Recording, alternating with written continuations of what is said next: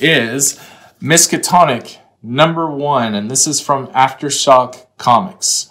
And so with this book, as you can see here, I'll just give you maybe a preview of, here's some art you can see in there. That's kind of what the inside looks like.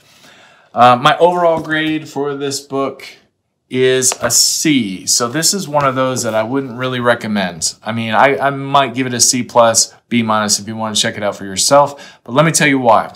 The world building in this book is good. I do give that an A because what you do see is it gives some background on the main character. And then the other thing I love when comics do this is when they include an appendix or they have advertisements that fit into that world, and they do that at the very end. This is a letter that corresponds with the story. So I love that kind of stuff because it brings in kind of an outside source of what's going on within the story.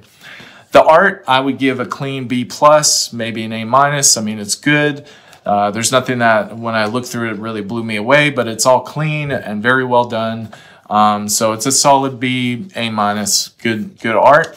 But the problem with this story is the storytelling. And I'll tell you why. I gave that a C, which brought the whole book down. And this originally was not my last place book, but it starts out great. Starts out, there's an explosion, someone, assassination, homicide, basically someone dies.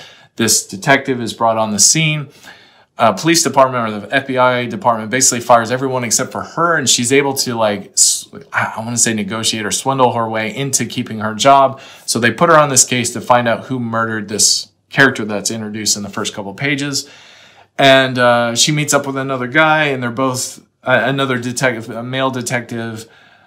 And then it kind of goes downhill from there. Some of the storytelling gets a bit confusing. There's either a dream sequence or something happens. You can't really tell. It's very confusing with the male character. And then all of a sudden you're introduced to these kind of alien type creatures. And the conclusion of the story is they find this alien orgy. Like the characters going to search for these aliens all of a sudden that have really nothing to do. I don't understand why they're in the story, but that's the whole point. Like, that's what they find. And I'm thinking to myself, that's what you got? That's what you're coming with on this story? Is alien orgy? So, going with the C on this one. I do not recommend it.